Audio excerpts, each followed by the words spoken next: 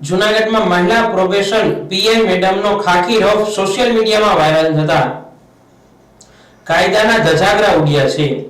જૂનાગઢના ગાંધી ચોક નજીક wrong સાઈડમાંથી bike લઈને આવતા પ્રોબેશન પીઆઈને ટીઆરબીના જવાને રોકતા બબાલ થઈ હતી, જેમાં ટીઆરબીના જવાન સાથે ઉદ્ધતાઈ ભર્યું વર્તન કર્યું હતું.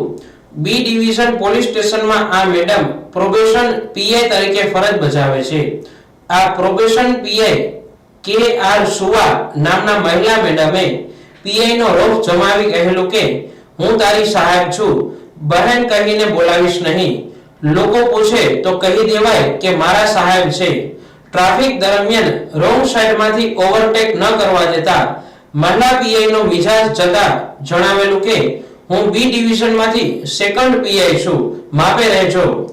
કાયદો ખરેખર બધાના માટે હોય છે, પરંતુ કાયદાના રક્ષકો જ કાયદાનો ભંગ કરે ત્યારે નાના કર્મચારીઓ કોને ફરિયાદ કરે? સત્તાના મદ સામે લોકો પણ લાચાર બની જાય છે. અહીં વિનમ્રતા જો વાપરી હોત તો કાયદાનું પાલકનું સન્માન પણ વધ્યું હોત.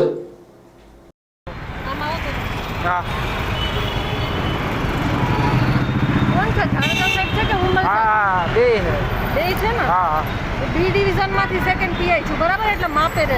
એમ નથી માપવા, એટલે માપ એમ નથી માપની કઈ વાત કરતા. હવે છે ને આર્ગ્યુમેન્ટ કરો માં, બરાબર?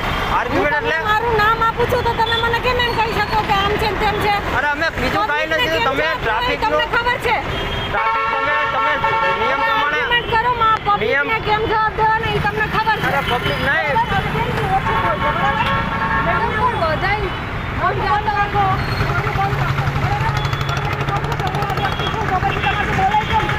તમે નિયમ તમે જોવો તો ખરી, ફરેન બે સાહેબ આવવાનું હતું એટલું તમને થોડું ઓલું વાંધો આવ્યો. આપણે પોલીસમાં છીએ તો તમે એટલું નથી ચલાવતા? પણ તો પબ્લિક બીજું વિચારે એવું જોવે. પોલીસને કહી દેવાનું કે આ સાહેબ હતા. નથી ખબર તમારે કેમ પબ્લિકને જવાબ આપો છો ઈ કે હું કહું ઉંબર સાહેબને? બરો વાત કરો તમે સાહેબ, કરવાની જ છું. બરો વાત કરો.